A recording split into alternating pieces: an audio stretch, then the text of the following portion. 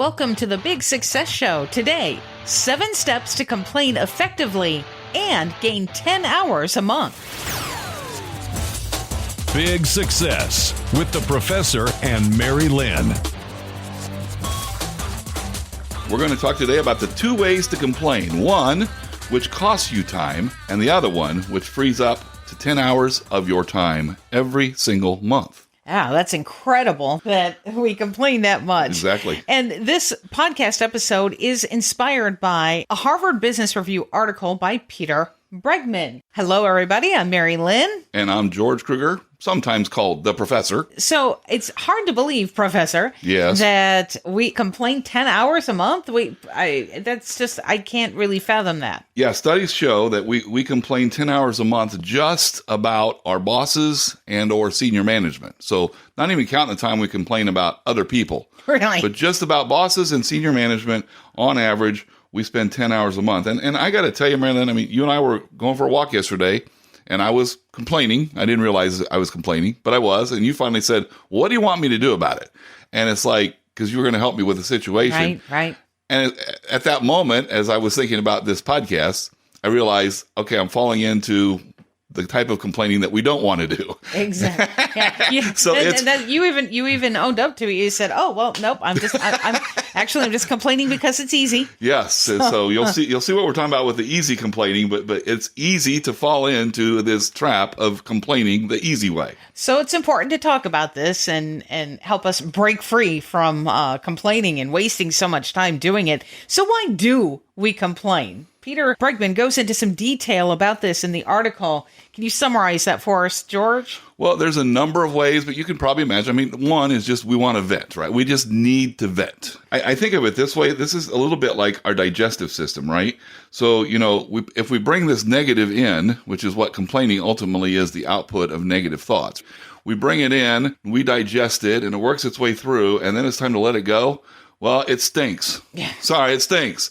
And so we have to realize that no good is going to come out of complaining if we do it the wrong way. Okay. But one reason we do it is the vent. A second one is to just get people on our side. We want to tell somebody so that we can get kind of affirmation that our thoughts are correct. And so that's another reason we do it. But the problem is that we do all of these things and we end up basically accomplishing nothing. And we end up in a never-ending cycle that's just completely destructive. And he does a great job of explaining this in the article. We do it because we're uncomfortable about something. To ease discomfort. So to ease that discomfort, we complain. Yep. To get affirmation from somebody else. Hey, am I right to feel this way? Yep. And then you turn around and you end up feeling more frustration because you're complaining out loud, right? And so that anger and frustration it's like this never-ending cycle. Yes, and then you end up getting billed as a negative Ned or a negative Nelly. Yes, exactly. You end up being a negative influence in the eyes of the positive people. Right. So what are the 2 ways to complain? Okay, we're going to talk about the easy way, and the second one is effective complaining, which is really putting you in the role of resolver. We're actually going to get something done instead of just complain. And when you look at these 2, easy is destructive, whereas effective is constructive. Easy tears down, effective lifts up. Easy flows from negative energy, effective flows from positive energy. As you might imagine, easy is ineffective, and effective complaining is effective. It works. Effective is effective. Yes. That makes sense. And so the first way, the easy way to complain, you're going to feel good short term. Absolutely. You could just get that out and just say, that person sucks. Yep. You did that mind dump. The other person says, that person sucks. You're right. Yeah. And then so short term, you feel really good about that. Absolutely. The problem is in the long term, that just flies away. That positive feeling flies away just as quickly as it came. And so with the second way, you actually, according to the studies, you can free up to 10 hours of your time and be happier and more successful in the long run. Sounds pretty good, doesn't it? So simply by cutting out complaining, by cutting out the easy kind of complaining, on average, we're going to free up 10 hours of time per week. Or I'm sorry, a month. That would be a month. Yes.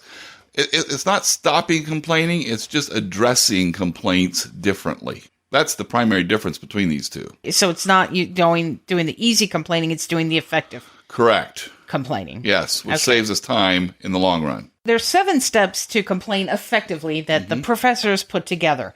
And we're going to go through these one by one here so that you won't be a complainer. You'll actually be what you call a resolver. A resolver. Okay, so number 1 is to address the right person. Yeah, so I just simply describe this. It's pretty self-explanatory. Find the fixer. Who can actually take care, whatever the problem is you're complaining about, the issue, who can fix it? That's who you want to talk to. It doesn't help to talk to your coworkers if they can't do anything about it. All you do is get them in the same state you're in. But if you can find the fixer, that's the person we need to address. So that's step 1. Okay, well, what if it's your boss? Fine. We're going to talk to our boss.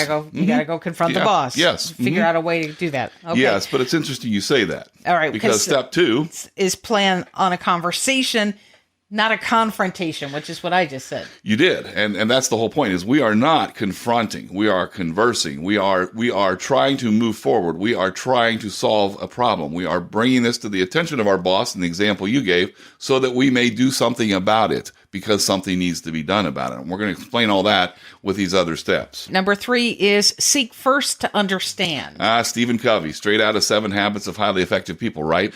If the person we're complaining to is the person the complaint is about, then the first thing we need to understand is why did they do what they did? Okay? So first we need to understand before we start presenting anything that we feel like we need to talk about. So you're going to actually start the conversation with questions. Hey, when this happened, why did you do that? Or why was this the action? The other day, this happened. We're going to get into some of this, how to talk about it here with these other steps. But absolutely. Number 4 on how to complain effectively, step 4 is address it with the right tone. Doggone it. What kind of tone you talk? Damn it. Oh, man, it's really... You've shocked us all. Well, that's the wrong tone. Yeah, the right tone is. But I mean, the wrong tone is the easy way, right? When you're talking with your coworker and you're saying, "Wow, my boss sucks." Yeah, that's the wrong tone. Yes. Yeah, and you can't go to your boss and say, "Hey, you suck." Right. Yeah, so basically, the way that you talk about somebody behind their back is the way that generally you don't talk about them into their face. Right. So that's what you should think about that. How would I talk to them to their face? And maybe I should make sure that when they're not in front of me, I should be talking about them in that tone as well. And that could help you cut down on the easy complaining if you don't allow yourself to go the easy route. Yes, you're absolutely right, Marilyn. That's a great point. And perhaps just an addendum to that is if you're angry, don't do this when you're angry, right? I mean, sometimes you want to respond immediately, but if you can't do it without removing emotion, your tone's going to come across wrong. So what you want to make sure you're doing is to give it some time, if that's the case, until you can present it in a calm, orderly manner. Number 5, discuss how it makes you feel. Yeah, and you were kind of hitting at this earlier. So here's something.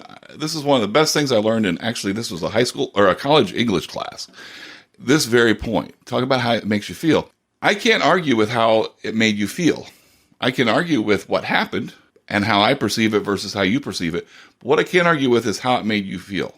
So by presenting what you feel, it may get me as the person who you're complaining to, or, basically bringing this issue up to, it may get me on your side now because I'm starting to see now how what I said or did affected your feelings. So and now, go ahead. Yeah. Oh, I don't mean to interrupt. No, that's okay. Go ahead. Well, I was going to say, just going back to, the other steps here, plan on a conversation, not a confrontation, seek first to understand, and now discuss how it makes you feel. So if the problem is with your boss, you're having a conversation, you maybe say, hey, in our meeting when you reacted to what I said, why was your reaction what it was? Yes. Then now I can understand.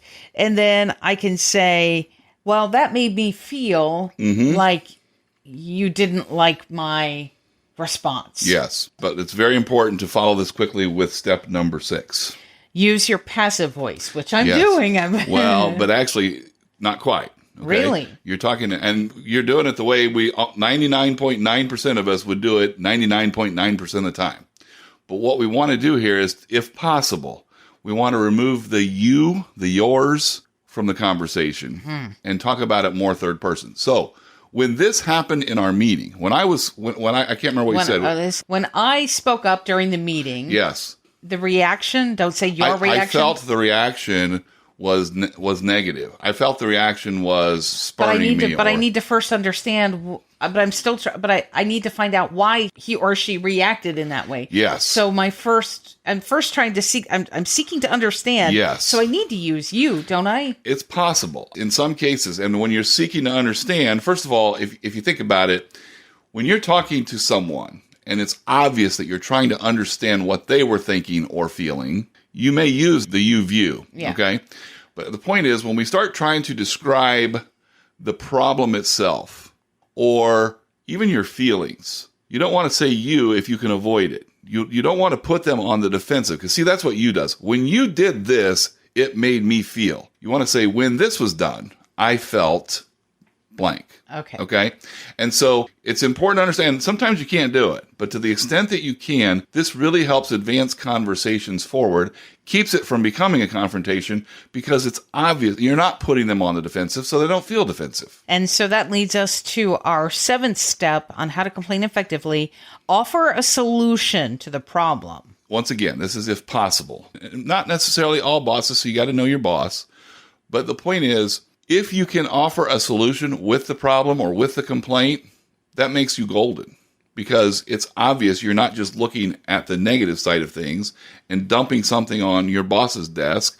You're actually trying to find a solution, to find an answer. So you could say to my boss, so in the future, should I respond differently? Yes. Or should I respond this way? Or something like that. You know, so that way I'm offering up a solution. Yes. And then maybe the boss will say, you know what? No. I'll just keep that in mind next time. Yeah. And that's the point. You're moving this towards a resolution. Mm-hmm. That's why you're the resolver. Right. You're moving this towards a resolution by getting the boss kind of on your side, working on the complaint, the issue together. Okay. And we do have one bonus step. A one bonus step. And that is simply this. You take all of these. One of the best ways you can do this is if you want to prepare for this conversation. Remember, conversation, not a confrontation. Yeah. If you want to prepare for this, role play with somebody. Actually practice going through the conversation you're going to have and have them respond, and practice it a little bit so that when you get into the actual environment, nothing's new. You've already covered it all. You've already done it. Yeah, that's a great idea. That makes it a lot easier. That's a great idea. Especially when you're just getting started trying to do this. All right, so you're going to want to follow these 7 steps, plus that bonus one, to resolve issues so you can be more productive and gain, 10 hours? 10 That's hours? Right. 10 hours a month. It leads to big success. And here's today's big takeaway. Complaining is the easiest way to accomplish nothing. That's true.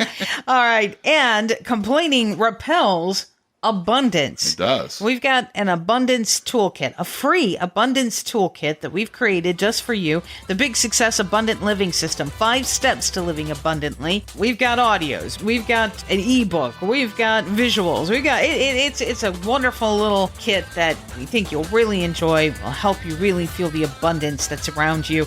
You'll find the sign up with the show notes for this episode and find that link in the info tab of your podcast app. And we thank you so much for listening today. Until next time, here's to your big success. Find Big Success at biggsuccess.com.